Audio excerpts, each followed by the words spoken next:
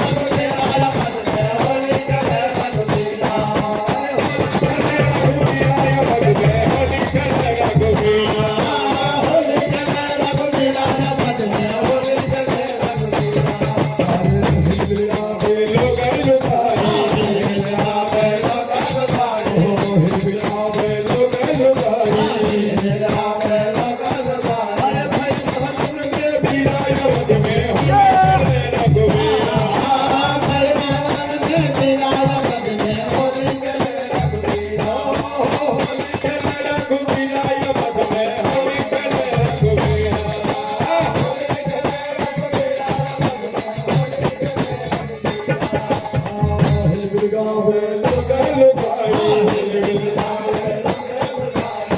हिलमिल गावे लोगा लुगाई हिलमिल गावे लोगा लुगाई अरे भाई मंदिर में फिराया बदने बड़ी प्यारा रघुवीरा फिराया बदने बड़ी प्यारा रघुवीरा होली खेले रघुवीरा बदने होली खेले रघुवीरा होली खेले रघुवीरा बदने होली खेले रघुवीरा अरे होली खेले मसाने में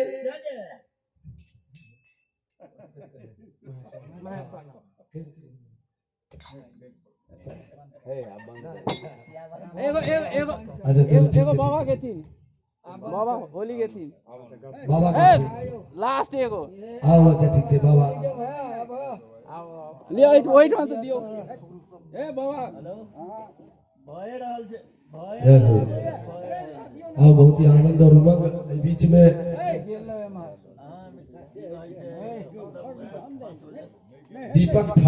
दीपक ठाकुर के द्वारा 110 टका भगवान के चरण कमल में अर्पित किया गेल। भगवान कल्याण करे मंगल करे सब भक्तगण के। बहुत ही सुंदर सन ई होली के आनंद बाबा महेश्वर नाथ के दरबार में प्रांगण में थोड़े कनी हो सकी और एक हमार नारायण बाबा नहीं हमरा नारायण बाबा पंडित जी सेहो है बाप रे बाप सब आराम से सेहो एकटा बाबा अपन आशीर्वाद स्वरूप एकटा भजन हमरा सबके बीच राखि रहल छथि। बाबा के माइक दही ना अरे देलिए अरे बाबा दियो कहियो बाबा हमहू गाबि दै छियै कहियो